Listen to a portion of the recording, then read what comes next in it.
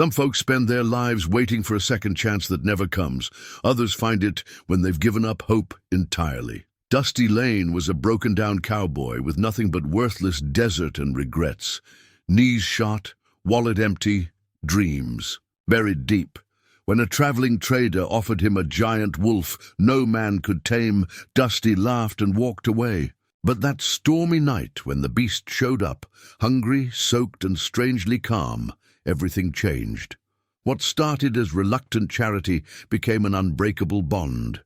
When the land grabbers threatened what little Dusty had left, they discovered some old cowboys still have fight in them. Can a washed-up cowboy and his loyal wolf stand against men who take by force?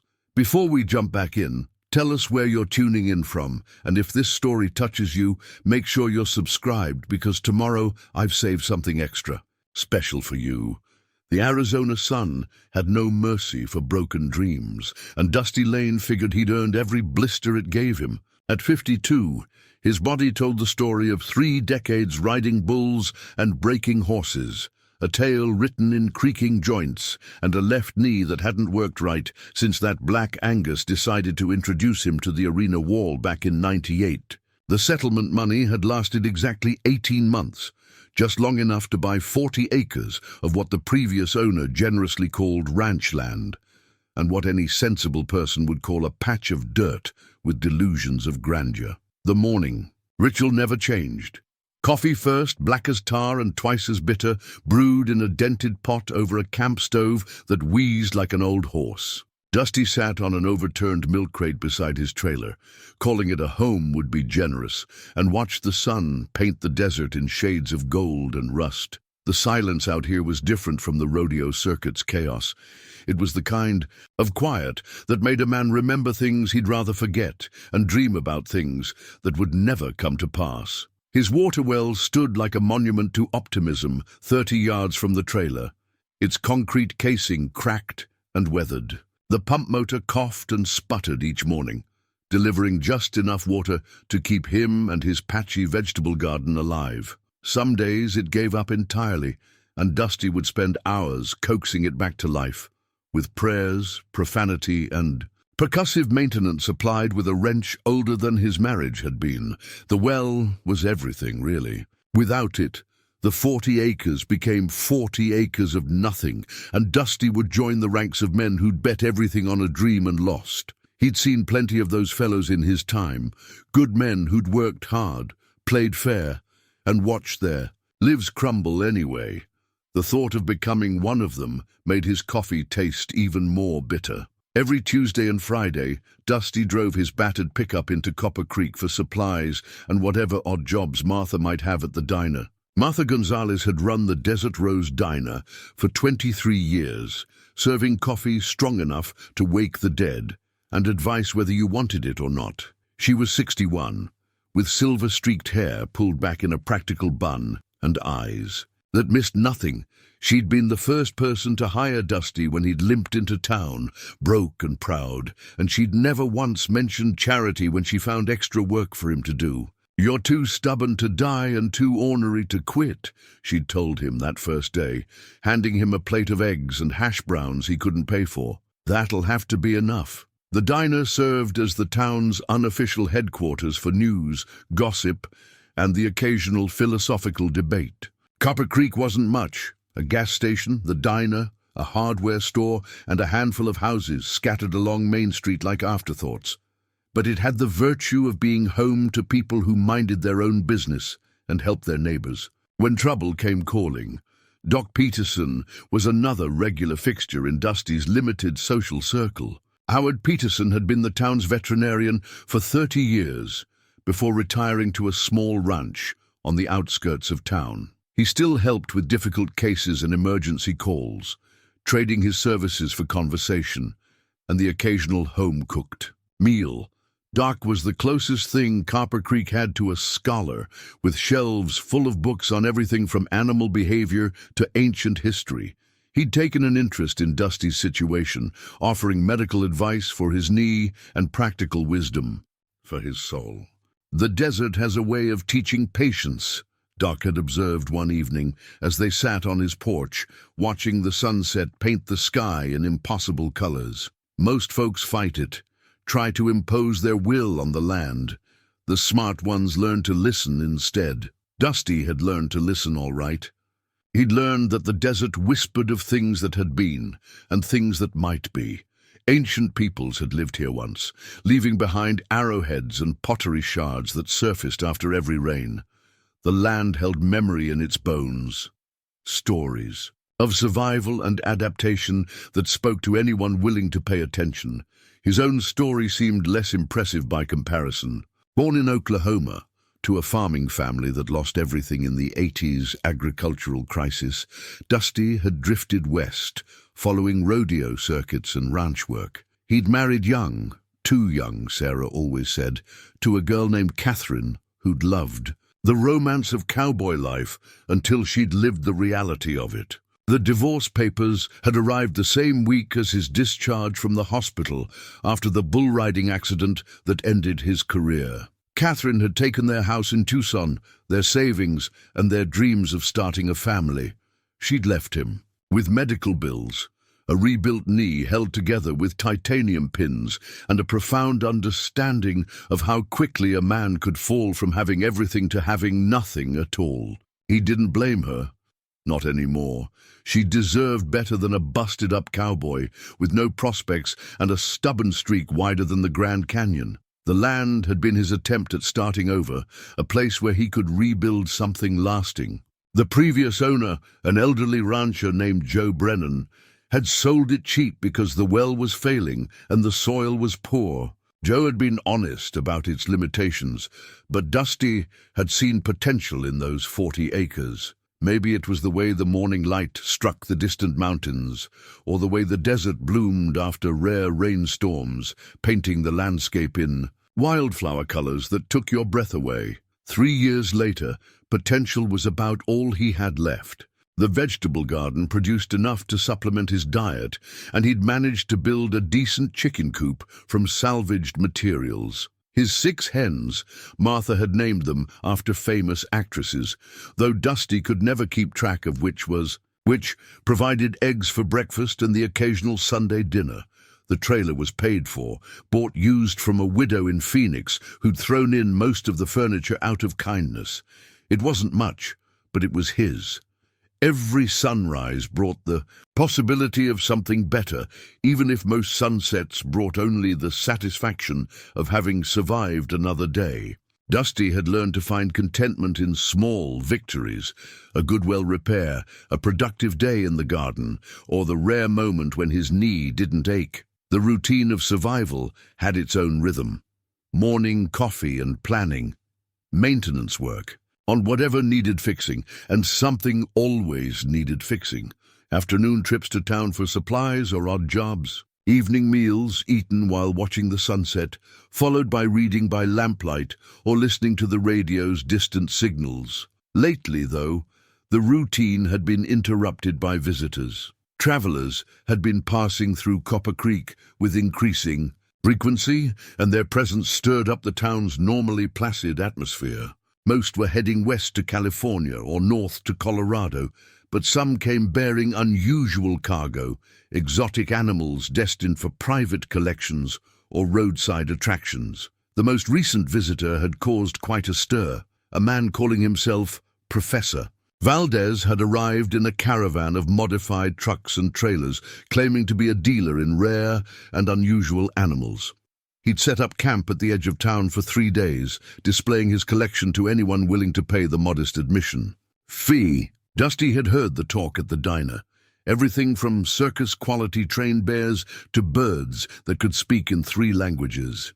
But it was the wolf that had captured everyone's attention. According to the gossip, Valdez claimed it was a hybrid of Canadian timber wolf and something else, something he was vague about. The animal was massive, nearly the size of a small horse, with intelligence that bordered on the supernatural.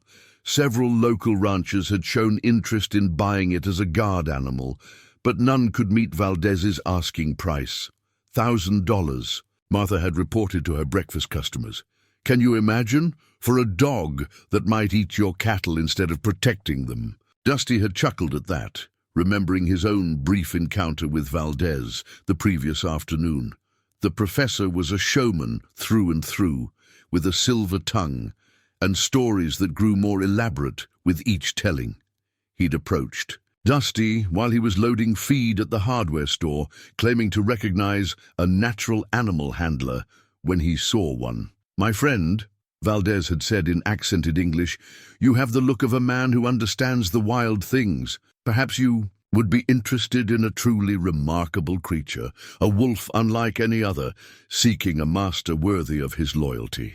Dusty had politely declined, explaining that he could barely afford to feed himself, let alone a wolf the size of a small pony. Valdez had nodded knowingly, as if he'd expected such a response, and pressed a worn business card into Dusty's hand. "Keep this," he'd said. "Sometimes the universe has plans we do not see coming." Now finishing his morning coffee and preparing for another day of small battles against entropy and circumstance, Dusty wondered what plans the universe might have in store for a broken-down cowboy with 40 acres of stubborn desert and a well that gave water grudgingly, 1 gallon at a time.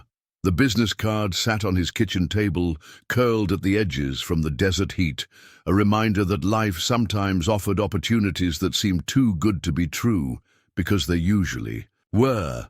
The morning was getting away from him, and Martha would be expecting him at the diner by 9 to help with the lunch prep. Dusty drained his coffee cup, stood with the careful deliberation of a man whose joints had their own weather system, and prepared to face another day in the endless campaign of staying alive and staying hopeful in a land that demanded both in equal measure. The thunderstorm arrived without warning, as desert storms often do, rolling across the landscape like nature's own cattle drive. Dusty had been at the diner when the sky darkened, helping Martha prep vegetables for the evening rush when the first rumble of thunder made the windows rattle. "Sounds like a big one coming," Martha observed, glancing toward the windows where the afternoon light had taken on that peculiar greenish cast that preceded serious weather. "You better head home before the roads wash out." Professor Valdez had been holding court in the diner's back booth for the better part of the afternoon, regaling anyone who'd listen with tales of his exotic animals. The man had a gift for storytelling, weaving facts and fantasy into narratives that left his audience unsure where truth ended and showmanship began. His latest tale involved the wolf, a creature he claimed had been captured in the Canadian wilderness after stalking a logging camp for 3 months. "The Métis people have legends about such animals," Valdez was saying, his voice carrying the practiced cadence of a man accustomed to selling dreams. "They call them spirit wolves, guardians that choose their human companions rather than the other way around. This one, though, he has chosen no one. 3 different buyers have attempted to claim him, and each time," he shrugged eloquently, "let us say the wolf made his preferences clear." Clayton Morse's foreman, a hard-eyed man named Briggs, leaned forward with obvious interest. "What kind of preferences?" "The kind that required medical attention," Valdez replied with a grin that suggested he found the situation amusing rather than concerning. "But perhaps the right man with the proper approach." Dusty had listened with half an ear while concentrating on his work, but something about the conversation nagged at him. There was an undercurrent to Valdez's stories that felt less like salesmanship and more like warning, as if the professor was as eager to find the right home for his troublesome wolf as any potential buyer was to acquire it. The storm struck just as Dusty was loading his truck, sending him scrambling for cover under the hardware store's awning. The rain came down in sheets, turning the dusty streets into temporary rivers and sending everyone running for shelter. Through the downpour, he could make out Valdez's caravan at the edge of town, the trucks and trailers rocking in the wind. Like ships in a storm, the drive home was treacherous, his truck's worn tires struggling for purchase on the suddenly slick roads. Twice he had to stop and wait for the windshield wipers to clear enough rain for him to see the road ahead.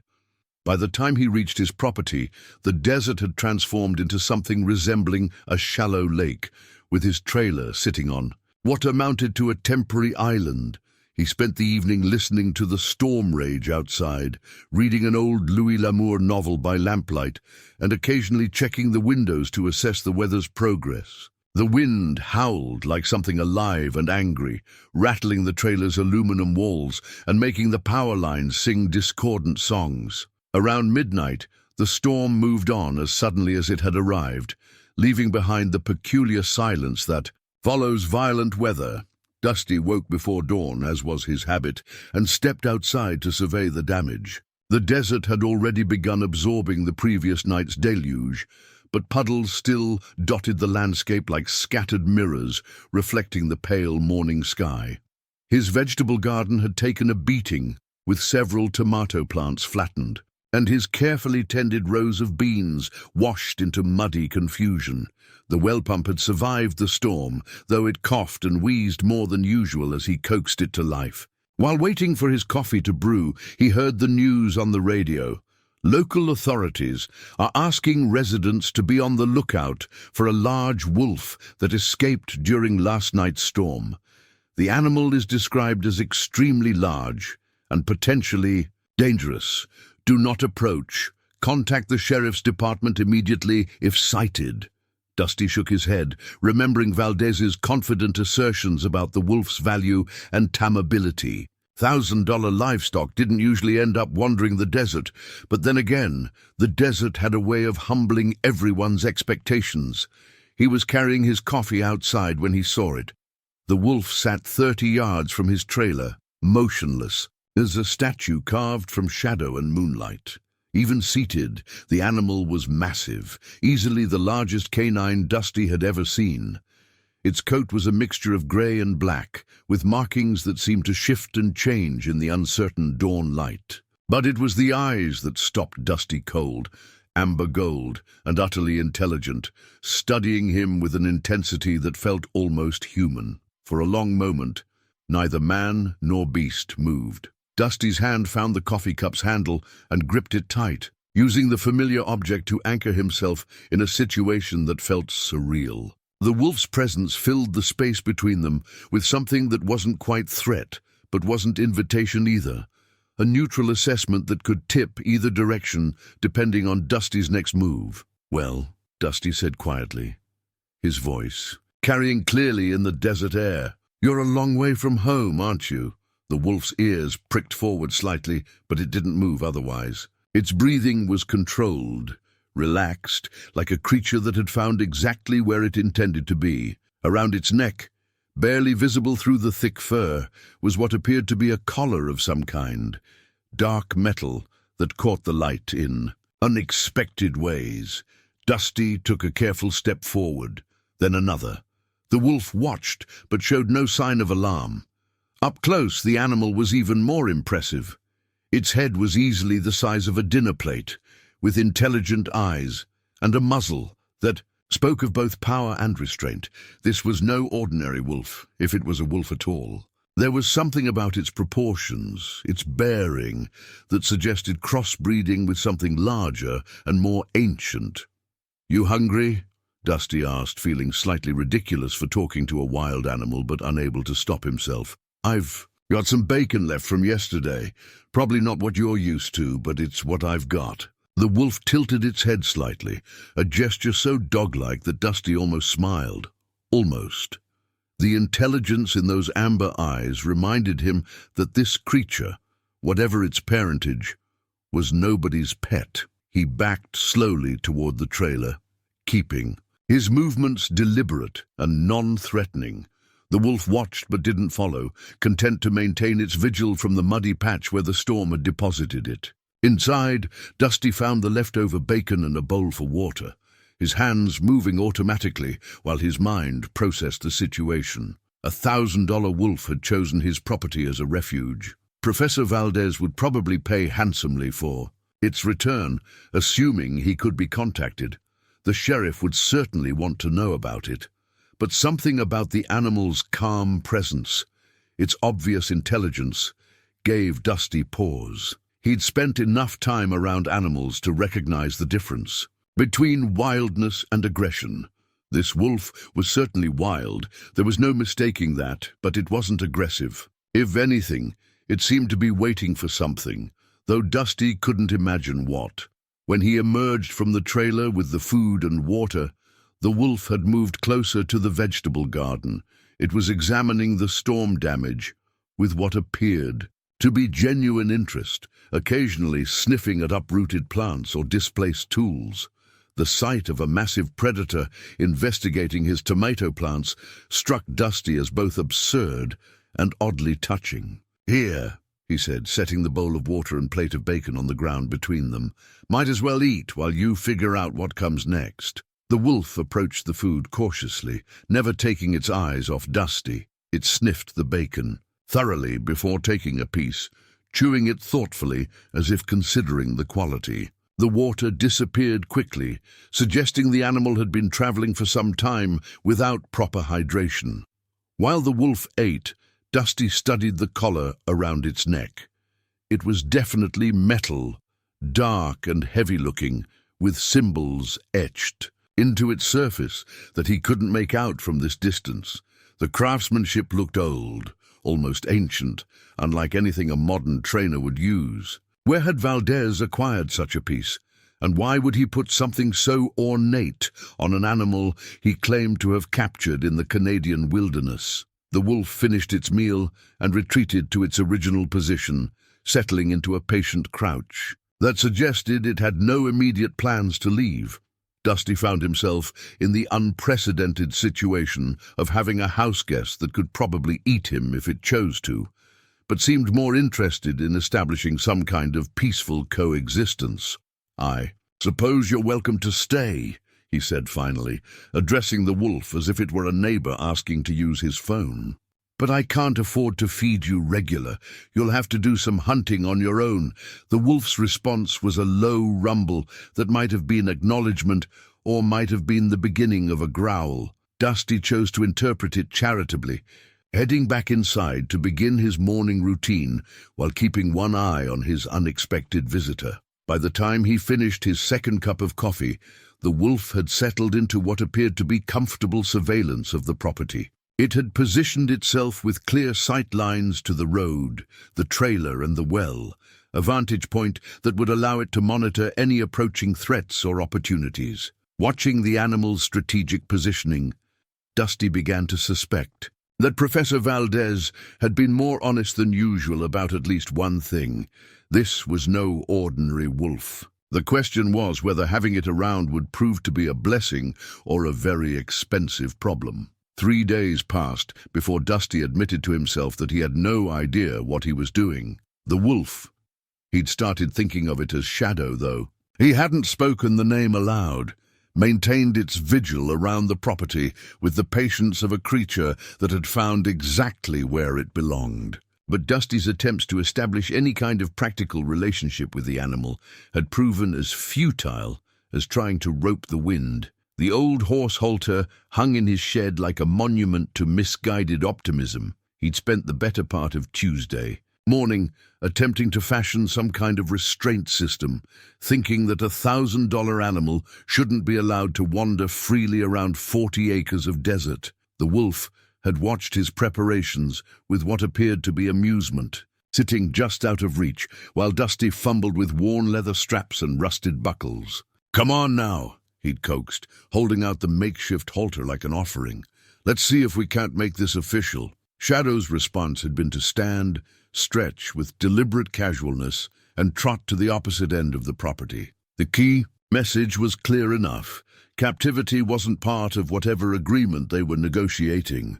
Word of the wolf's presence had reached Copper Creek by Wednesday, carried by the mailman who'd spotted the massive animal during his morning rounds. By Thursday, the speculation had grown into full-blown concern, with several prominent voices calling for immediate action. "That thing's bigger than a horse," complained Earl Hutchins, whose cattle ranch bordered Dusty's property to the north. "What happens when it gets hungry and decides my calves look tasty?" Martha had defended Dusty's right to harbor whatever animals he chose, but even her support came with reservations. "Just be careful," she'd warned during his Friday morning visit to the diner. People are nervous, and nervous people do stupid things. The truth was, Dusty was beginning to share some of those concerns, though not for the reasons his neighbors suspected. The wolf's intelligence was becoming impossible to ignore. It had taken to following him during his morning chores, maintaining a respectful distance, but clearly observing his routines. When he worked on the well pump, Shadow positioned itself where it could watch both Dusty and the road. When he tended the garden, the wolf found a shady spot that provided a clear view of potential approaches. It was the behavior of a guardian, not a pet or a wild animal seeking easy meals. Shadow was protecting something, though Dusty couldn't figure out what required protection on his hard-scrabble patch of desert. The protective instincts became impossible to dismiss on Friday afternoon when Clayton Morse's men showed up uninvited. Dusty was replacing a section of fence damaged by the storm when he heard the trucks approaching. Two vehicles moving faster than anyone with honest business would travel on his rough access road. Shadow materialized beside him as if conjured. From the desert air, its hackles raised and a low growl rumbling in its chest. The wolf's transformation from calm observer to obvious threat was so complete that Dusty took an involuntary step backward. "Easy," he murmured, though he wasn't sure if he was addressing the wolf or himself. The truck stopped 50 yards away, and three men climbed out with the casual confidence of people accustomed to getting their way through intimidation. Dusty recognized Briggs, Morse's foreman, but the other two were strangers, hard-faced men wearing expressions that suggested they weren't here for friendly conversation. "Lane," Briggs called out, staying near his truck. "We need to talk." "Then talk," Dusty replied, keeping his voice steady despite the tension radiating from the wolf beside him. "That animal you're harboring is a public safety hazard," Briggs said, his gaze fixed on Shadow's menacing form. "Sheriff's been getting complaints. Folks are worried about their livestock, their children." "Folks are worried about a lot of things," Dusty observed. "Most of them that never happen." "This one might," said one of the strangers, a thin man with nervous eyes. "That thing attacks someone. You'll be liable for damages, criminal charges probably." Shadow's growl deepened, and Dusty noticed the wolf had positioned itself between him and the visitors. The animal's intelligence was showing again. It had assessed the situation and chosen sides without any guidance from him. "Mr. Morse sent us to make you an offer," Briggs continued, clearly uncomfortable with the wolf's aggressive posture. "He's willing to pay for the animal's removal and disposal. Professional hunters, no questions asked. Clean solution for everyone." "Disposal?" Dusty felt his temper rising. "It's not a broken appliance, Briggs. It's a living creature. It's a liability," the thin man insisted, "and it's going to get someone hurt." Shadow took a step forward, and all three visitors edged closer to their trucks. The wolf's message was unmistakable. They weren't welcome, and continued presence would be interpreted as a threat. "I think you boys better head back to town," Dusty said quietly. "Wolf doesn't seem to like your company." Briggs glared at him for a long moment before jerking his head toward the trucks. "You're making a mistake, Lane. That thing's going to bring you nothing but trouble." "Maybe," Dusty admitted, "but it'll be my trouble to deal with." The trucks departed in a cloud of dust and gravel, leaving Dusty alone with his thoughts and his increasingly complex relationship with the wolf. Shadow watched until the vehicles disappeared over the horizon before settling back into its relaxed, guardian posture. "You don't much like those fellows either, do you?" Dusty observed. The wolf's amber eyes met his for a moment, and Dusty could have sworn he saw agreement there. Or maybe he was just projecting his own feelings onto an animal that had its own reasons for disliking unwelcome visitors. That evening, while preparing his simple dinner, Dusty found himself talking to Shadow as if the wolf were an old friend. It was a habit that had developed gradually, born from too many years of solitude and the animal's obvious intelligence. "Problem is," he said, opening a can of soup, "I don't know what you want here. You're not a pet, that's clear enough. You're not wild exactly, or you'd have moved on by now. "So what are you?" Shadow lay near the trailer door, close enough to be part of the conversation, but far enough away to maintain its independence. The wolf's presence had become oddly comforting, like having a reliable neighbor who kept an eye on things without interfering in daily business. But the visit from Morse's men had introduced a new element to their arrangement. Dusty had lived alone long enough to recognize the signs of escalating pressure, and he suspected today's conversation was just the opening move in a larger game. Clayton Morse wasn't the type to make empty threats, and men like Briggs didn't make social calls. T-Tiln. Question was whether Shadow's presence would complicate that situation or somehow help resolve it. Watching the wolf's alert posture and remembering its immediate response to the perceived threat, Dusty began to suspect he might have acquired more than just an unusual house guest. He might have found an ally, though for what battle remained to be seen.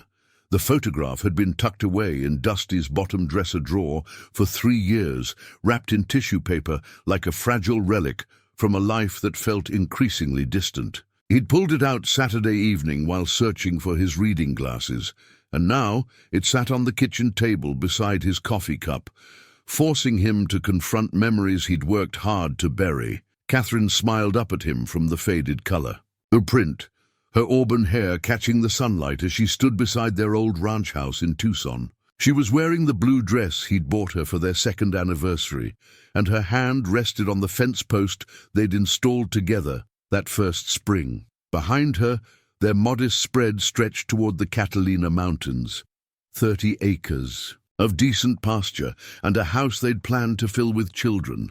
"You'd probably like her," Dusty said to Shadow, who was lying on the trailer's front step in his customary evening position. "She had a way with animals, could gentle the most stubborn horse just by talking to it." The wolf's ears perked up at the sound of his voice, and those intelligent amber eyes seemed to focus on the photograph. It was probably imagination, but Dusty could have sworn Shadow understood the significance of the moment, a man sharing his ghosts with the only company he had. Catherine had wanted children, a big family to fill the house with laughter and purpose. Dusty had wanted the same thing, picturing sons he could teach to ride and daughters who would inherit their mother's gentle strength. But the years had passed without the blessing they'd hoped for, and eventually the silence in the house had grown louder than their conversations.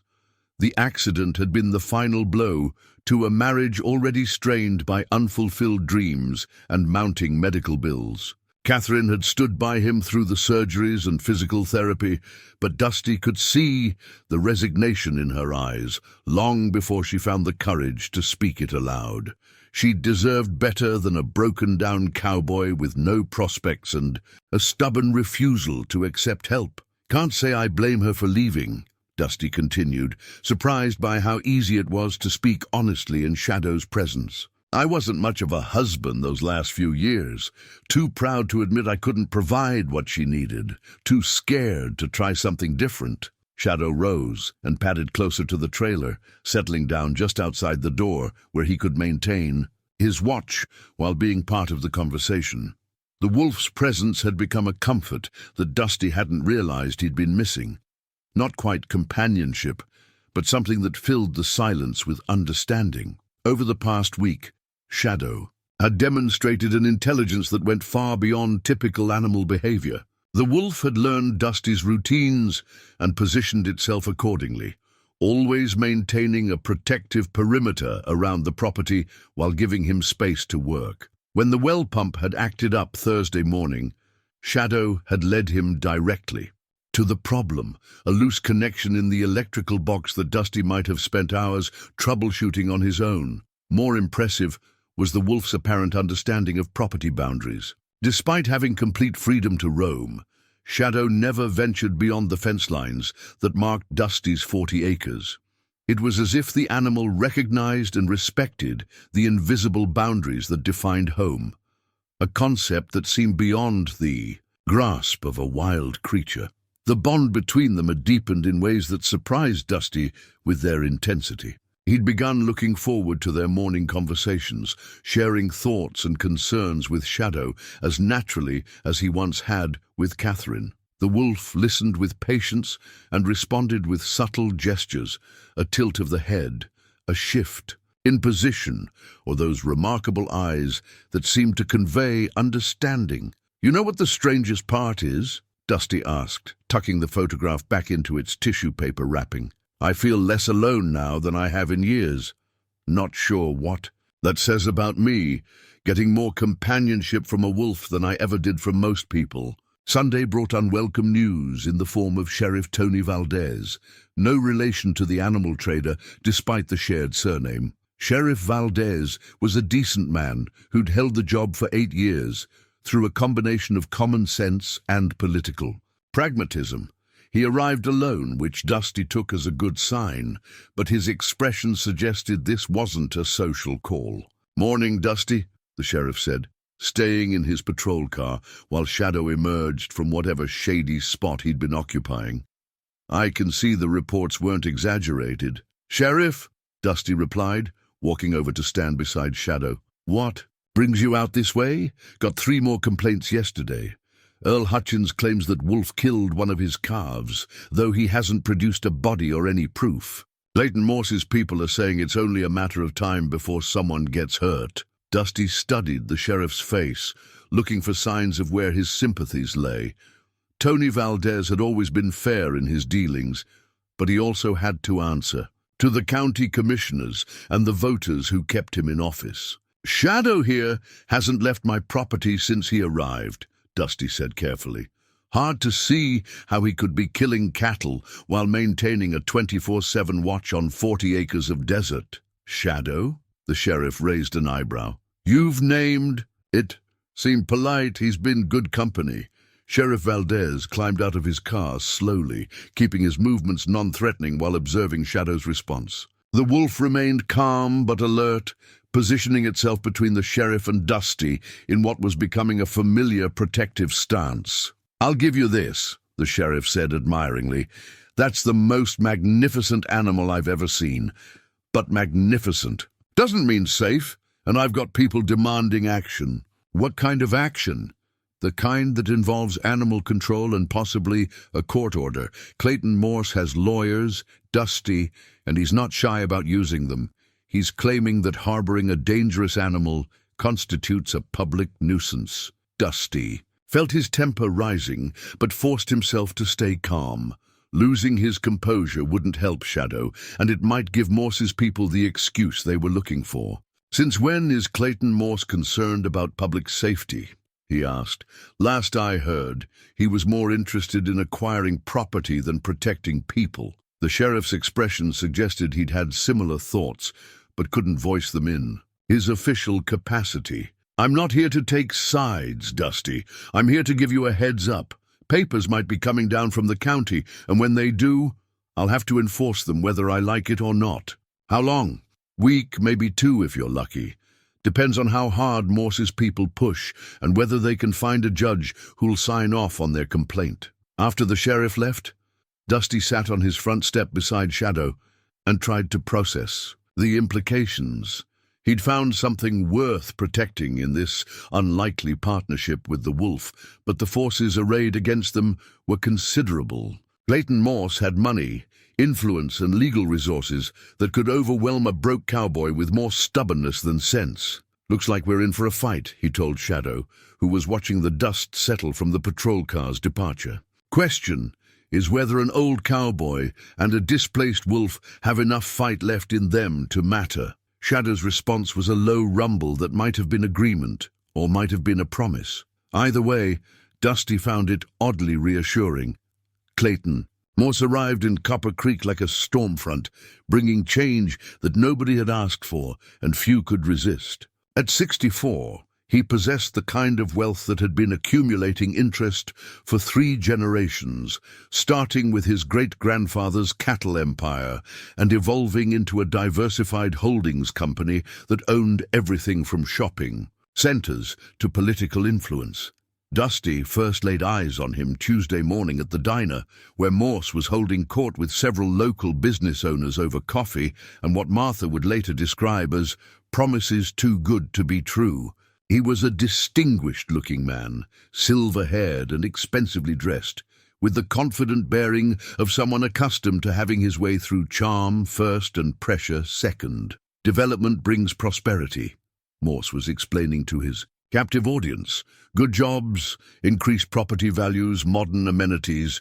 What we're talking about here is bringing this community into the 21st century. Martha served Dusty his usual breakfast, while keeping one eye on the back booth where Morse was presenting his vision for Copper Creek's future. The proposal sounded impressive enough, a luxury resort and spa complex that would attract wealthy tourists from Phoenix and California, complete with golf courses, riding trails, and high-end shops. Of course, we'd need to acquire sufficient land to make the project viable, Morse continued smoothly. I understand that might involve some difficult decisions for long-time residents. That's why I'm prepared to offer well above market value for the right properties. Doc Peterson was sitting at the counter, and Dusty caught his eye in the mirror behind the coffee machine. The old veterinarian's expression suggested he was hearing the same warning bells that Dusty was. Men like Clayton Morse didn't drive out to small desert towns to spread prosperity without expecting substantial returns on their investments. After breakfast, Dusty walked with Doc to the hardware store, where their conversation could be private. Shadow had remained at the property, as had become his custom during Dusty's town visits. The wolf seemed to understand that his presence in Copper Creek would only complicate an already delicate situation. "What do you make of our distinguished a visitor?" Doc asked as they walked. "Same thing you do, I expect. Man doesn't spend that kind of money on charitable feelings towards small-town folks." "I did some research," Doc said quietly. "Clayton Morse Holdings has been involved in 3 similar developments over the past decade. Each time, the pattern's the same. Identify an undervalued area with development potential, acquire key properties through a combination of generous offers and legal pressure, then build something that transforms the entire region." And the previous residents find themselves living in places they can no longer afford, watching their communities turn into something they don't recognize. They stopped outside the hardware store, where a notice was posted on the community bulletin board. Doc pointed to a legal document that had been tacked up sometime that morning, a public notice of intent to file for water rights assessment on properties within a 5-mile radius of Copper Creek. Water rights. Dusty studied the dense legal language, trying to parse its implications. "That's the key," Doc explained. "Everything else, the resort, the golf courses, the luxury amenities, they all require massive amounts of water. More water than this area can naturally support."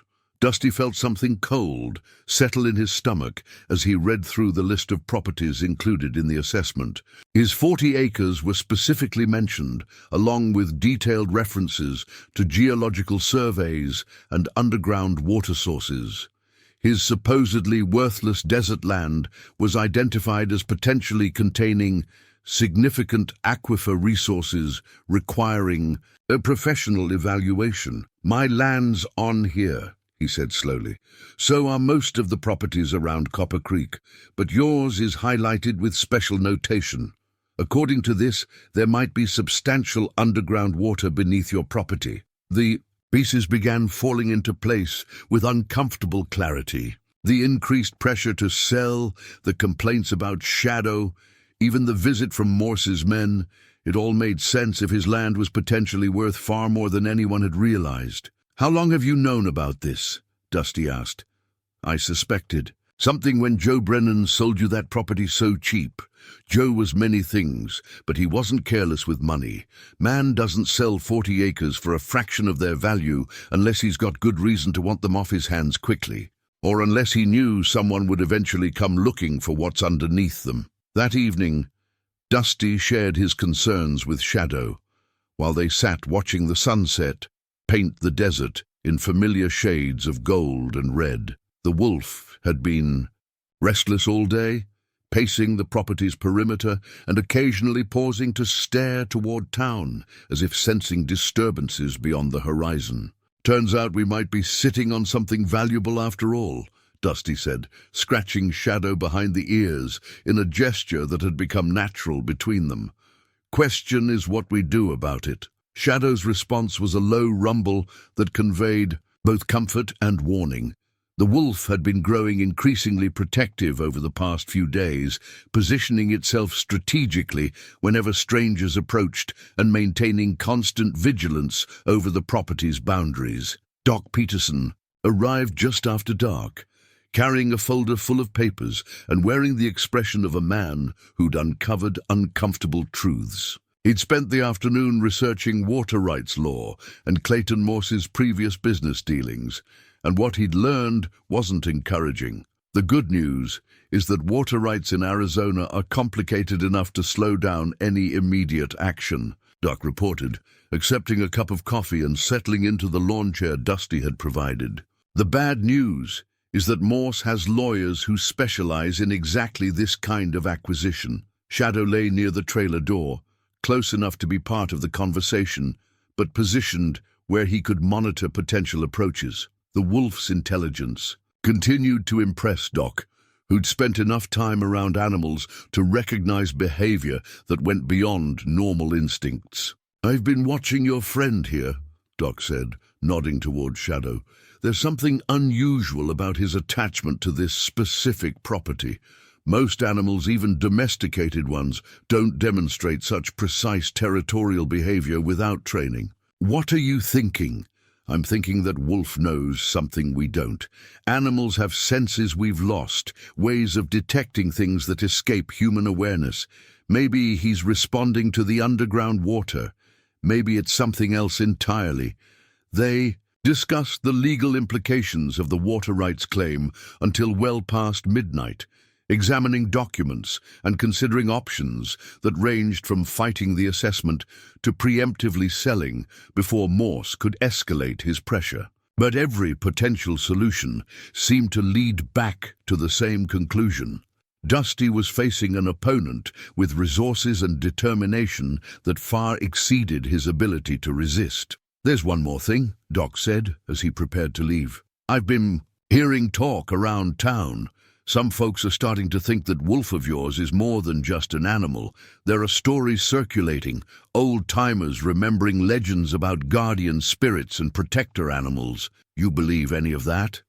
Docky looked at Shadow, who was watching their conversation with obvious attention. "I believe there are things in this world that don't fit neatly into scientific categories, and I believe that Wolf chose to be here for reasons that have nothing to do with coincidence."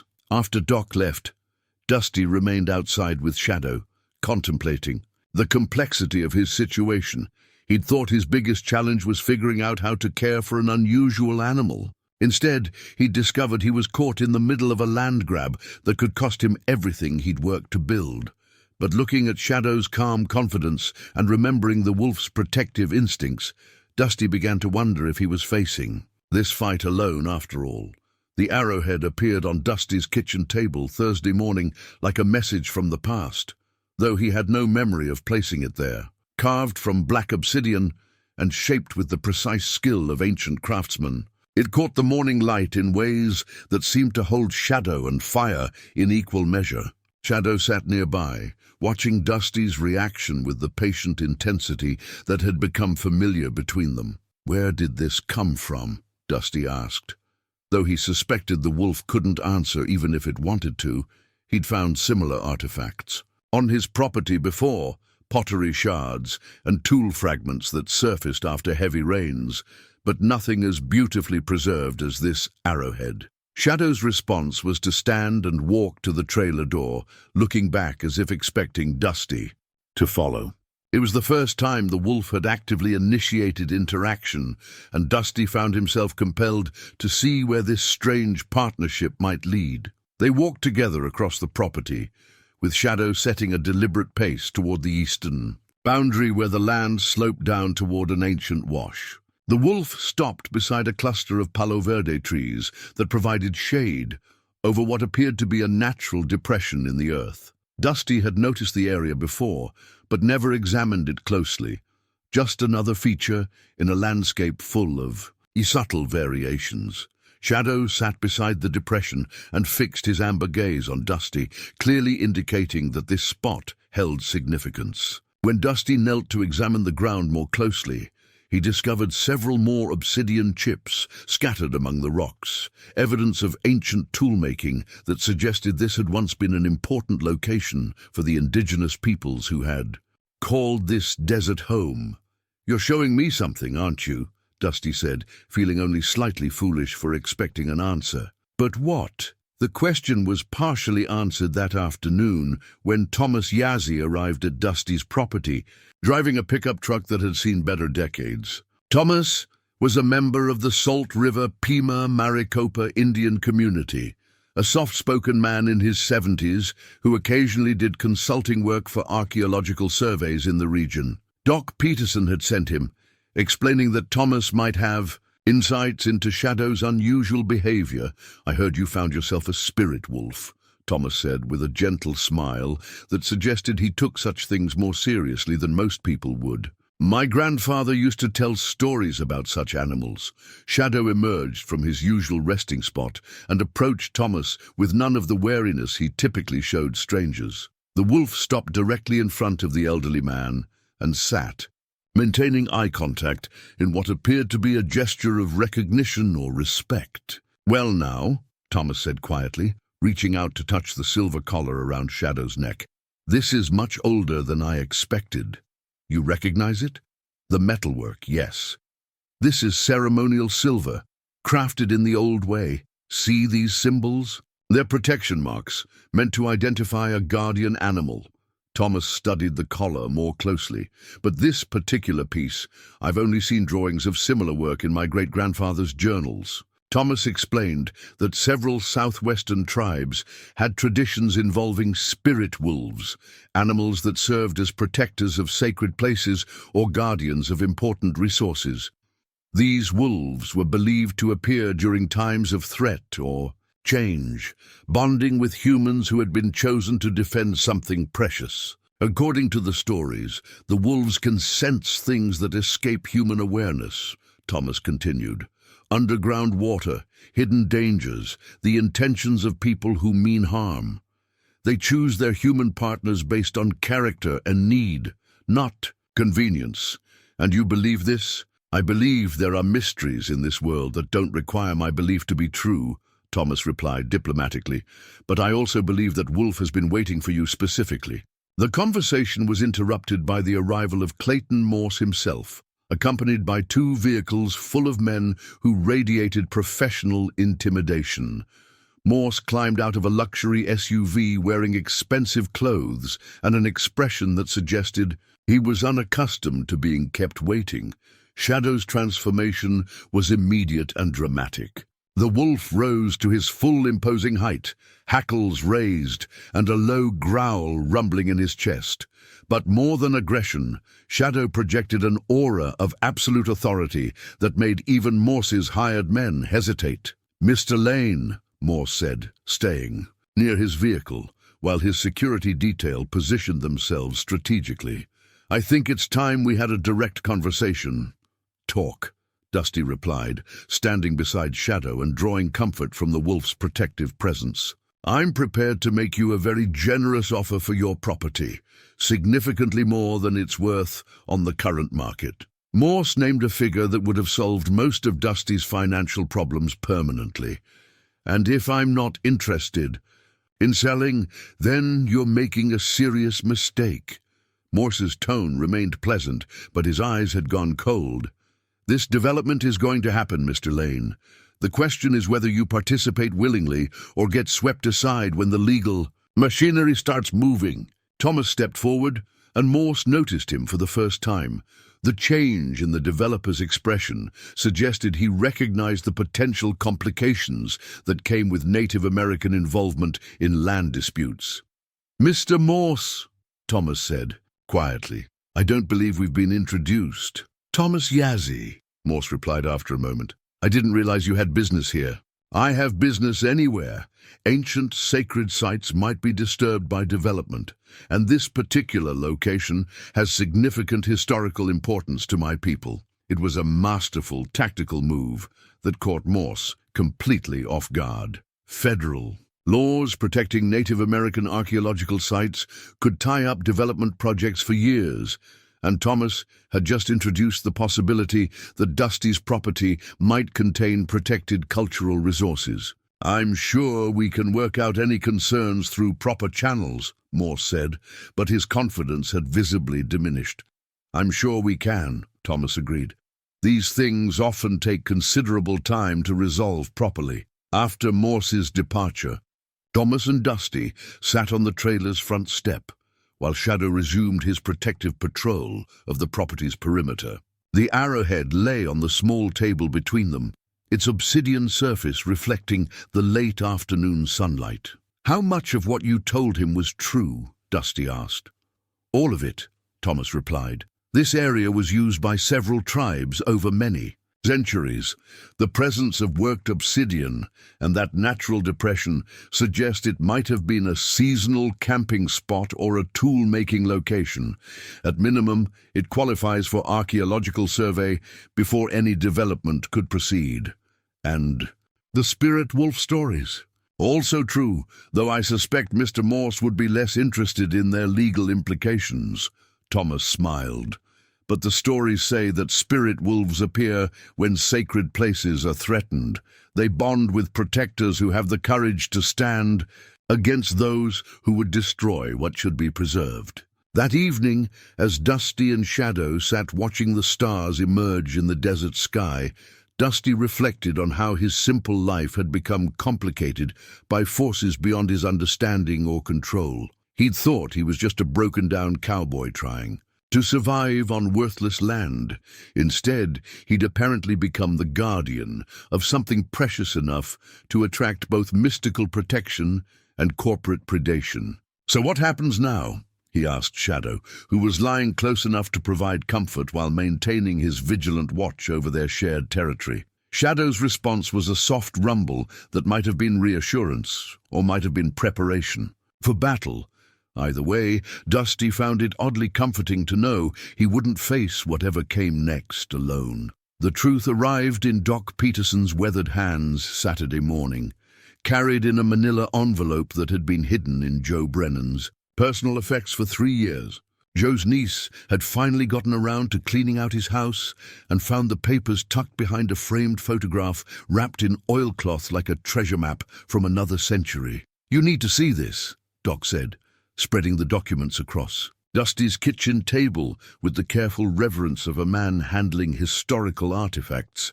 Joe Brennan wasn't the simple rancher we all thought he was. The geological survey maps dated back to 1987, commissioned by the United States Geological Survey as part of a comprehensive water resources assessment for the southwestern Arizona region. The detailed charts and cross-sectional diagrams revealed underground water formations with the precision of medical X-rays, showing aquifer systems that stretched for miles beneath the desert surface. Dusty's 40 acres sat directly above what the survey identified as the Copper Creek Primary Aquifer, a massive underground reservoir containing an estimated 2.3 million acre-feet of pristine water. The notes in the margins, written in Joe Brennan's careful handwriting, indicated he'd been monitoring well production and water quality for over 2 decades. 2.3 million acre-feet, Dusty repeated, trying to comprehend the scale. "What does that mean in practical terms?" "It means you're sitting on enough water to supply Phoenix for 3 years, Doc replied grimly. "Or to operate the kind of resort development Clayton Morse has in mind for 50 years without ever running dry." The survey included detailed analysis of water quality, flow rates, and extraction potential. The aquifer was fed by underground sources that originated in the distant mountains, creating a renewable resource that could support substantial development while maintaining environmental sustainability. In a region where water rights were more valuable than gold, Dusty's property represented a fortune that dwarfed anything he'd ever imagined. But the most shocking revelation came in the form of a letter attached to the survey documents, written in handwriting that made Dusty's heart skip a beat. Catherine's delicate script covered 3 pages of personal stationery, dated just 2 months before their divorce. "My dearest Dusty," the letter began. If you're reading this, it means Joe has passed away, and his niece has finally found the documents we agreed to keep safe. By now you've probably discovered what I should have told you years ago, that the land you love so much is worth far more than either of us ever dared to dream. Catherine's letter revealed a conspiracy of kindness that had been hidden from him. For over a decade, she had learned about the water survey through her job at the county assessor's office, where she'd processed the geological reports and recognized the implications for their failing ranch. Rather than tell him immediately, she'd confided in Joe Brennan, who had agreed to help protect the information from people who might exploit it. I knew that if you discovered the water while we were struggling, you would want to sell it to solve our immediate problems, Catherine had written. But I also knew that someday, when you were ready, this land could give you the independence and security you've always wanted. Joe agreed to buy the mineral and water rights separately, holding them in trust until you were in a position to reclaim them safely. The legal documents confirmed what the letter revealed. Joe Brennan had purchased the surface rights to the 40 acres while secretly maintaining a trust that would transfer the water rights back to Dusty upon Joe's death. Catherine had arranged the whole elaborate scheme to protect her husband from his own generous nature and from people who would take advantage of his desperation. She knew, Dusty said quietly, staring at his wife's handwriting as if it were a message from beyond. All those years, she knew what this land was worth, and she never said a word. She was protecting you, Doc observed, and protecting the water from people like Clayton Morse. Shadow had been unusually restless during the morning's revelations, pacing the trailer's interior and occasionally pressing his nose against the documents as if he could sense their significance.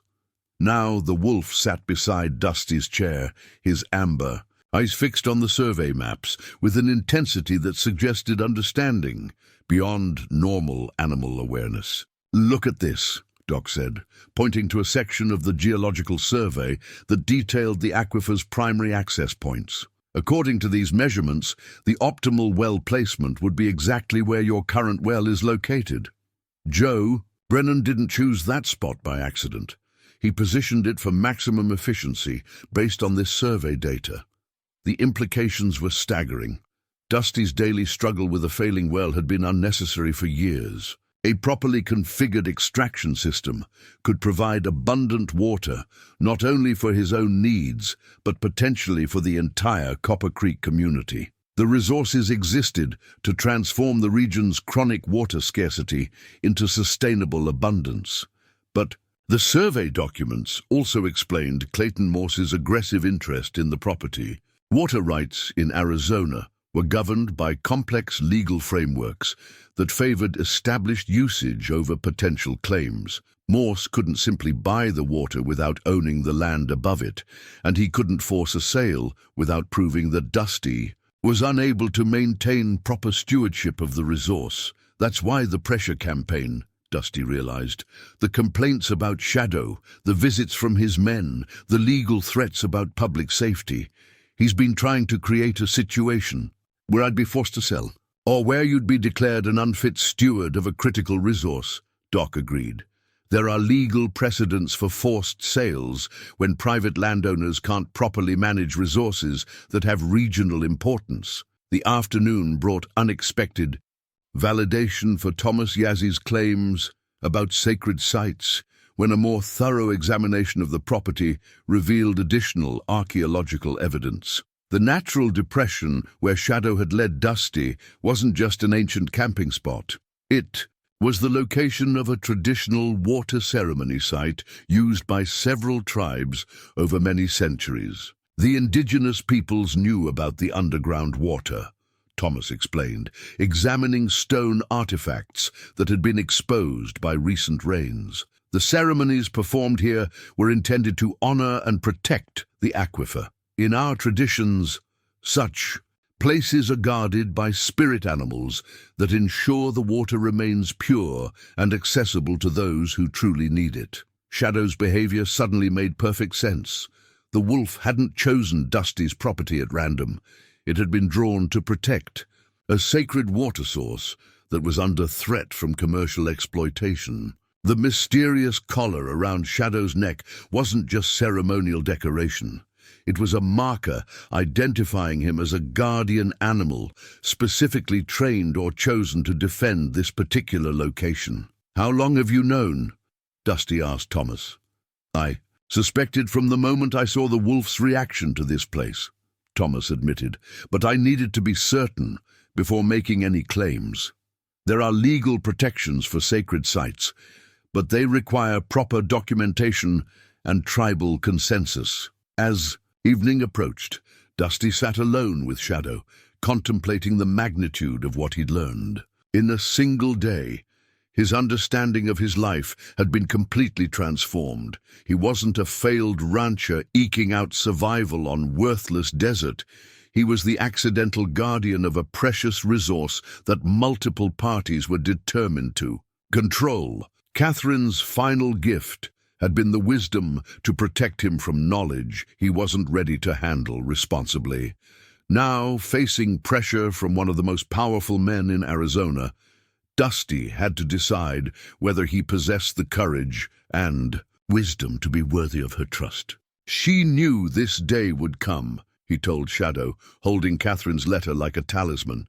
She knew someone like Morse would eventually figure out what's down there and come looking for it. Shadow's response was to move closer, pressing his massive body against Dusty's leg in a gesture that conveyed both comfort and determination. The wolf's presence was no longer mysterious, it was purposeful. Shadow had been sent or drawn to ensure that the ancient water source remained protected by someone who would value its true worth over its commercial potential. The battle ahead wouldn't just be about keeping his land, it would be about protecting a resource that could sustain life in the desert for generations to come. And for the first time since this entire situation began, Dusty felt equal to the challenge. The ultimatum arrived Monday morning in the form of certified mail that required Dusty's signature and a witness. Sheriff Valdez had delivered it personally, his expression conveying both professional duty and personal regret. The legal document was dense with terminology that essentially boiled down to a simple message: sell within 72 hours or face immediate court action for endangering public safety. Clayton Morse doesn't make idle threats, the sheriff warned, as Dusty read through the papers. He's got 3 different legal firms working this case, and they're claiming you're harboring a dangerous animal while controlling a water resource that's vital to regional development. Dusty folded the documents carefully and set them on his kitchen table beside Catherine's letter and his father's Winchester rifle. The rifle hadn't been fired in 3 years, but he'd cleaned and maintained it with the devotion of a man who understood the importance of being prepared for trouble. His father had carried it through 2 tours in Vietnam and left it to Dusty, with instructions to use it only when everything else had failed. "What happens if I don't sell?" Dusty asked, though he suspected he already knew the answer. Forced acquisition proceedings, backed by a court order declaring the property a public safety hazard. Morse's lawyers are claiming that your inability to properly manage the wolf demonstrates unfitness to control critical water resources. Shadow lay on the trailer's front step, close enough to hear every word, but maintaining the patient vigilance that had become his signature behavior. The wolf's presence seemed to irritate some people and comfort others, but Sheriff Valdez had fallen into the latter category. There was something about Shadow's calm intelligence that suggested the animal was far from the public menace Morse's legal team portrayed. "That wolf's never shown aggression toward anyone who wasn't threatening you first," the sheriff observed. "But that might not matter to a judge who's more concerned about liability than justice." After the sheriff left, Dusty spent the afternoon preparing for what was beginning to feel like an inevitable confrontation. He'd never been much of a fighter, preferring to resolve conflicts through patience and compromise. But some battles couldn't be avoided, especially when retreat meant abandoning everything that mattered. The Winchester felt familiar in his hands, despite the years since he'd last held it. His father had taught him to shoot when he was 12, emphasizing that firearms were tools of last resort that demanded respect and careful consideration. "You never point a gun at anything you're not prepared to lose," his father had said. "And you never fight a battle unless you're fighting for something worth the cost." Doc Peterson arrived as the sun was setting, bringing news that the situation had escalated beyond a simple property dispute. "Morse's people have been pressuring other landowners all week," Doc reported. "Earl Hutchins got an offer for his ranch. That's triple what he paid for it. Martha's been approached about selling the diner. Even I got a visit asking about my intentions for my property." "What did you tell them?" "Same thing everyone else did. That we're not interested in selling to carpetbaggers, regardless of how much money they're offering." The solidarity was unexpected and deeply moving. Dusty had spent so many years feeling isolated and self-reliant that the idea of community support seemed almost foreign. But Copper Creek's residents had apparently decided that some things were more valuable than money, even generous amounts of it.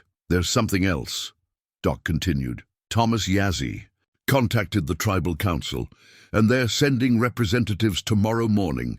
If they can establish that your property contains protected archaeological sites, it could complicate Morse's legal proceedings significantly. And if they can't, then we'll face this the old-fashioned way, standing together and refusing to be pushed around by people who think money gives them the right to take whatever they want." That evening brought the most surprising development yet, when Shadow's behavior changed in ways that defied explanation. The wolf had been restless all day, pacing the property's perimeter and occasionally stopping to stare toward the distant mountains.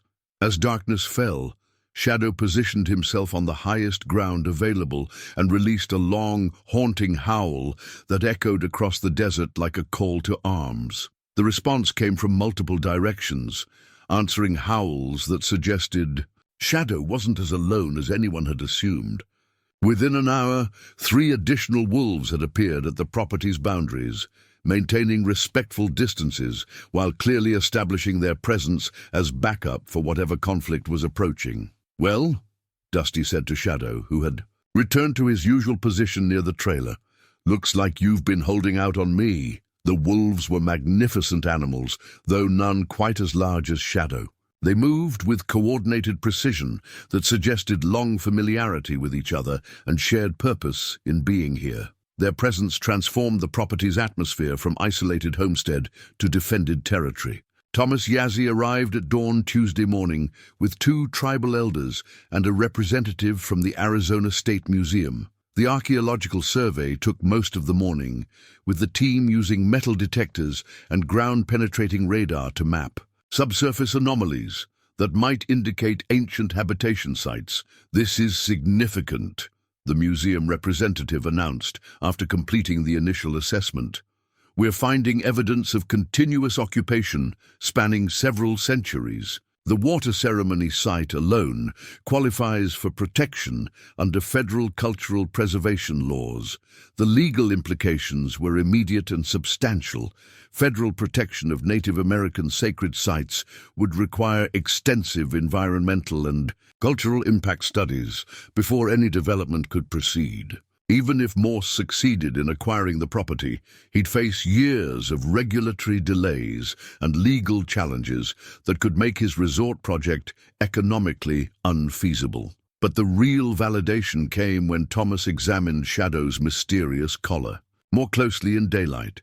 The symbols etched into the silver were clearer now, revealing craftsmanship that incorporated both traditional Native American designs and elements that seemed much older.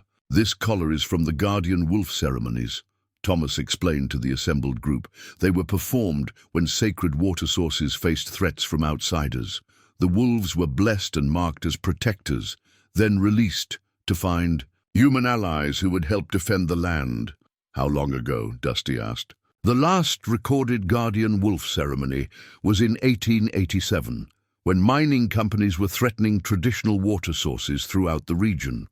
But the oral histories suggest such ceremonies were performed for many centuries before that. The implications were staggering.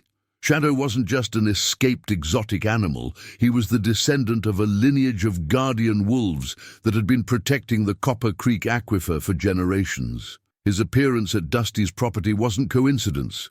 It was the continuation of an ancient covenant between the indigenous peoples and the spirit animals that helped them protect precious resources. Tuesday afternoon brought Clayton Morse himself, accompanied by a convoy of vehicles that included security personnel, legal representatives, and equipment that suggested he was prepared for immediate action. But the presence of tribal representatives and the federal archaeological team had obviously complicated his plans. "Mr. Lane," Morse said, his usual polished demeanor showing signs of strain, "I think we can reach a reasonable accommodation that serves everyone's interests." "I'm listening," Dusty replied, standing beside Shadow while the other wolves maintained their perimeter positions. "I'm prepared to offer you partnership in the development project, significant financial participation, along with guarantees that the water source will be managed responsibly for the community's benefit." It was a sophisticated offer that addressed most of Dusty's concerns while providing Morse with the access he needed. But something about the developer's tone suggested desperation rather than generosity, as if the appearance of federal oversight had forced him to negotiate from a weakened position. "What about the sacred sites?" Dusty asked. "We'll work around them.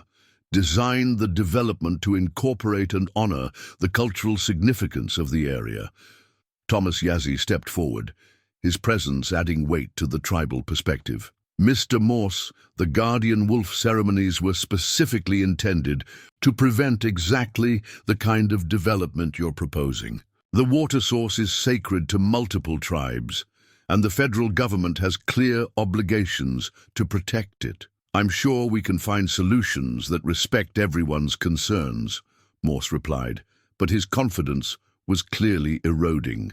That evening, as Dusty sat on his front step with Shadow and watched the other wolves maintain their defensive positions, he reflected on how completely his life had changed in just a few weeks. He'd gone from isolated struggle to the center of a conflict that involved corporate greed, ancient traditions, federal law, and mystical connections between humans and animals that defied rational explanation. The Winchester lay across his lap, a reminder that some battles required more than legal maneuvering and cultural protection. Tomorrow would bring the final confrontation, and Dusty suspected that all the talking in the world wouldn't be enough to resolve the fundamental disagreement about what mattered most in this remote corner of the Arizona desert. "Well, Shadow," he said to the wolf, who was watching the horizon with patient alertness, "looks like we're about to find out what we're really made of." Shadow's response was a low rumble that conveyed both determination and readiness. The guardian wolves had gathered.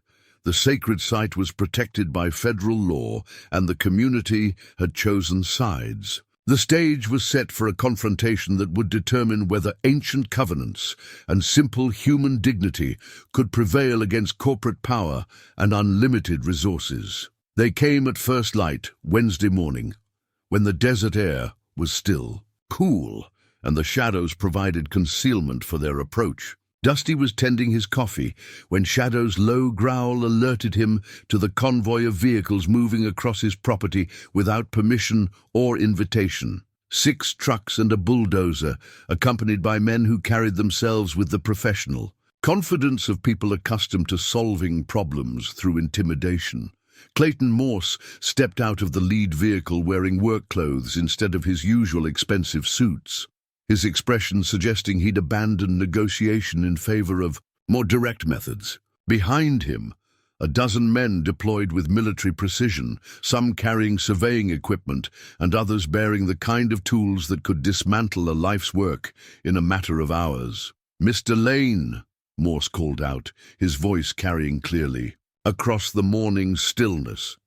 This is your final opportunity to accept reasonable compensation for your property. My patience with this situation has reached its limit." Dusty emerged from his trailer with the Winchester in his hands, not pointing it at anyone, but making its presence unmistakably clear. Shadow materialized beside him, and the transformation in the wolf's demeanor was immediate and absolute. The calm, intelligent animal that had been his companion for weeks had been replaced by something primordial and dangerous, a predator whose ancestors had defended territory against all threats for thousands of years. "This is my land," Dusty replied quietly. "You're trespassing, not for long." Morse gestured to his men, who began unloading equipment with practiced efficiency. "I have court orders authorizing the removal of dangerous animals and the assessment of water resources critical to public welfare. Your cooperation is appreciated, but not required." The silver collar around Shadow's neck caught the morning light. As the wolf moved into a defensive position, for the first time, Dusty could clearly see the intricate symbols etched into the metal, markings that seemed to shift and change as they reflected the rising sun. The collar wasn't just decorative. It was a badge of office, identifying Shadow as a guardian whose authority transcended human law. "You see that collar?" Thomas Yazzy's voice carried from behind Morse's position, where the tribal elder had positioned himself with 2 federal agents from the Bureau of Indian Affairs. "That's a ceremonial marker that predates your court orders by several centuries. This wolf has federal protection as a sacred animal." Morse's expression tightened with frustration. "Federal protection doesn't supersede public safety concerns. That animal is a clear and present danger to the community." "The only danger I see," said Doc Peterson, emerging from behind one of the Palo Verde trees with his own rifle, "is a bunch of armed men threatening a peaceful citizen on his own property." The standoff might have remained verbal if one of Morse's security contractors hadn't made the mistake of approaching Shadow too aggressively. The man was carrying what appeared to be a tranquilizer gun, moving with the confidence of someone who'd handled dangerous animals before. But when he raised the weapon toward Shadow, the wolf's response was swift and decisive. Shadow's leap covered 15 feet in a single bound, striking the armed man with enough force to send both the tranquilizer gun and its wielder flying in different directions. The contractor hit the ground hard, his body armor absorbing most of the impact, but leaving him stunned and disarmed. The other wolves emerged from concealment like ghosts materializing from the desert itself. They'd been positioned strategically around the property's perimeter, invisible until Shadow's signal transformed them into a coordinated defensive force. 3 magnificent animals moving with pack precision, cutting off escape routes and establishing a perimeter that suddenly made Morse's men the ones who were surrounded. "Stand down!" Morse shouted to his contractors, who were reaching for weapons. In response to the wolves' aggressive positioning, "Nobody shoots unless I give the order." But the dynamic had shifted fundamentally. What had begun as a corporate land grab had escalated into something that resembled a territorial dispute between apex predators. The wolves moved with coordinated intelligence that suggested they'd been planning this defense for days, waiting for the right moment to reveal their true strength. Dusty felt something change inside himself as he watched Shadow and the pack establish dominance over the situation. For the first time in years, he wasn't reacting to pressure or trying to avoid conflict. He was standing his ground against people who thought money and legal paperwork gave them the right to take whatever they wanted. "Here's what's going to happen," Dusty said, his voice carrying an authority he hadn't known he possessed. "You're going to load up your equipment and drive off my property. You're going to take your court orders and your corporate lawyers back to whatever boardroom you crawled out of, and you're going to leave me and my wolves in peace." "Your wolves?" Morse's laugh was harsh and dismissive. "You think you control these animals? You think this changes anything?" Shadow's response was to step forward until he was within arm's reach of Morse, the wolf's amber eyes fixed on the developer with unmistakable intent. The silver collar seemed to pulse with reflected light as Shadow demonstrated the kind of presence that had made his ancestors legendary among the indigenous peoples. "I don't control them," Dusty admitted, "but they're here by choice, protecting something that's more important than your profit margins. And I'm starting to think they've been waiting for someone stubborn enough to stand with them." The standoff stretched across several tense minutes, with Morse's men clearly uncomfortable about facing a coordinated pack of wolves backed by armed locals and federal agents. The developer's confidence was visibly eroding as he realized that his usual advantages, money, legal pressure, and hired muscle, were ineffective against opponents who operated according to different rules. "This isn't over," Morse finally said, signaling his men to begin withdrawing. "You're making enemies you can't afford to have." "Maybe," Dusty replied, watching as the wolves maintained their defensive positions until the last vehicle had departed. "But I'm making the right choice. And sometimes that's more important than making the safe choice." As the dust settled from Morse's retreat, Shadow returned to Dusty's side, the wolf's demeanor shifting back to calm alertness. But something fundamental had changed in their relationship. Shadow was no longer just seeking protection or offering companionship.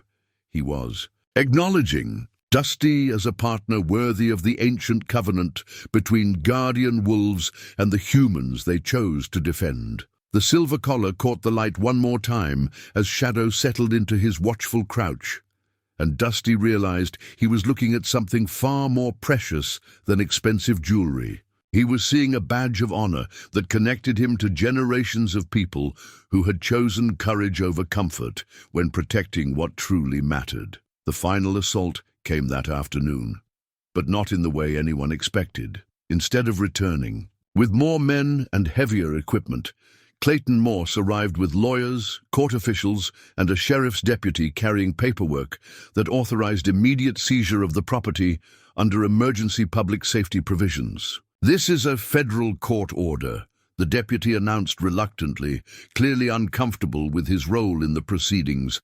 "I'm required to execute it regardless of my personal feelings about the situation." Dusty stood beside his well, one hand resting on the ancient pump housing, while Shadow and the pack maintained defensive positions around the property's perimeter. The irony wasn't lost on him that this final confrontation was taking place beside the water source that had started everything, the cracked, weathered well that had sustained him through 3 years of hardship and held the secret that could transform the entire region.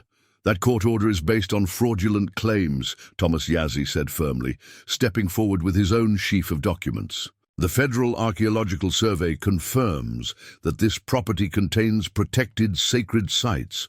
Any attempt to seize it violates multiple federal statutes governing Native American cultural preservation. State emergency powers supersede federal archaeological concerns," Morse's lead attorney replied smoothly. "Public safety takes precedence over cultural sensitivity. The legal battle might have continued indefinitely if Shadow hadn't made a decision that changed everything." The wolf approached the well pump and placed his massive paws on the concrete housing, then looked directly at Dusty with an expression that conveyed urgent communication. "What is it?" Dusty asked, moving closer to examine what had captured Shadow's attention.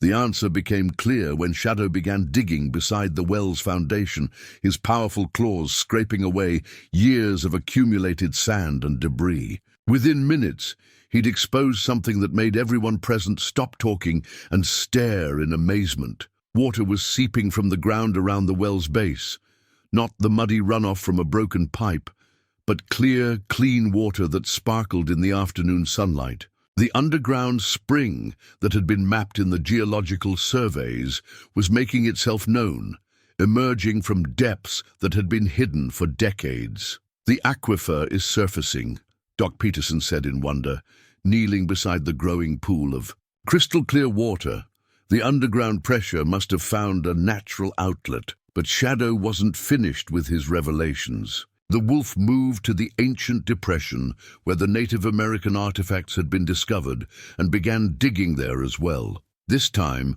the water that emerged created a natural spring that filled the ceremonial site with life-giving flow. "The sacred spring," Thomas Yazzie breathed, his voice filled with reverence.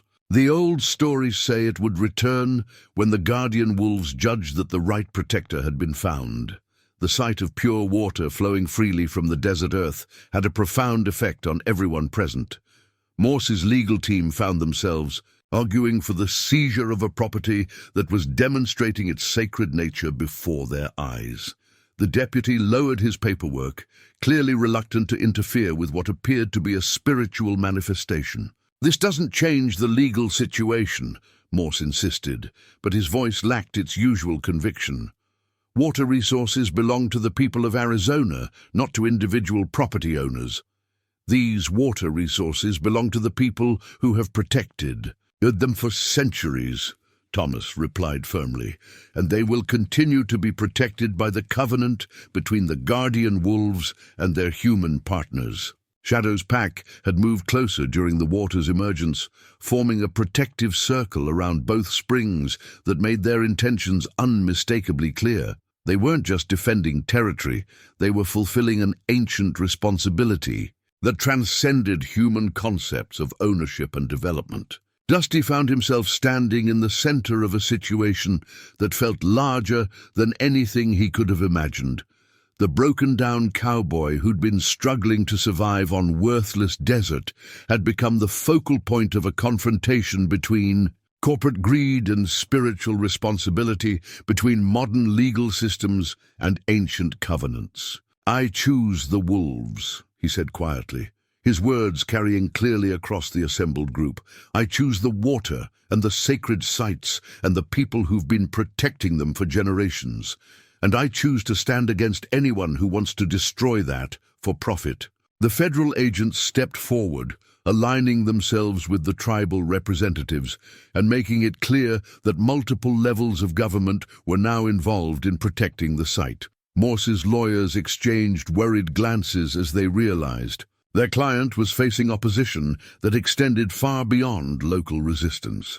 "You're making a mistake that will cost you everything," Morse warned, but his threat sounded hollow in the face of the flowing springs and the wolves' obvious determination. "Maybe," Dusty admitted, "but at least I'll be making it for the right reasons." The developer's retreat was more complete this time, with his legal team clearly advising against further direct confrontation with federal authorities and tribal sovereignty. As the convoy of vehicles disappeared over the horizon, the springs continued to flow, creating pools of clear water that reflected the desert sky like mirrors. Shadow approached Dusty and sat beside him, the wolf's amber eyes reflecting satisfaction and approval. The silver collar gleamed in the late afternoon light, no longer mysterious, but clearly revealing its true purpose, a badge of office that marked Shadow as a guardian whose responsibilities had been successfully fulfilled. "I guess we did it," Dusty said, reaching out to touch the wolf's massive head, whatever it was. Shadow's response was a low rumble that conveyed contentment and completion. The guardian wolves had found their human partner, the sacred water. Source was protected, and the ancient covenant between the people and the land had been renewed for another generation. As the sun set over the Arizona desert, painting the sky in shades of gold and crimson, Dusty sat beside the flowing spring and marveled at how completely his life had been transformed. He'd started as a man with nothing and discovered he'd been chosen to protect something precious beyond measure. 6 months later, Dusty Lane woke to the sound of running water and the satisfied rumble of a wolf who had found exactly where he belonged. The irony of that sound, water flowing freely in a land that had always been defined by its absence, still brought a smile to his face as he prepared his morning coffee. The legal paperwork on his kitchen table told the story of how everything had changed. The new land deed designated his 40 acres as the Copper Creek Sacred Water Conservation Area, protected under federal law while remaining under his stewardship.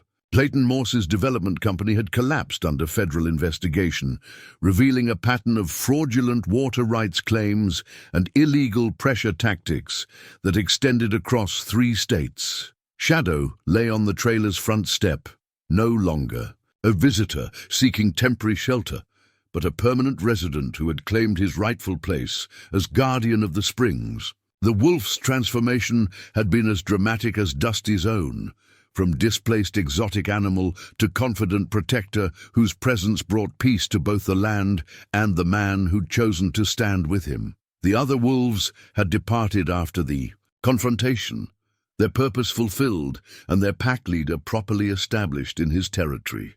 But Shadow remained, content to spend his days patrolling the property and his evenings listening to Dusty's reflections on how a broken-down cowboy's life could be rebuilt around something larger than personal survival. The springs flowed constantly, now creating a network of pools and streams that had transformed the property into an oasis that attracted wildlife from across the region. Desert bighorn sheep came to drink at dawn, followed by families of javelinas and countless species of birds that filled the air with songs that had been absent from the land for decades. But the most significant change was in the people who came to visit.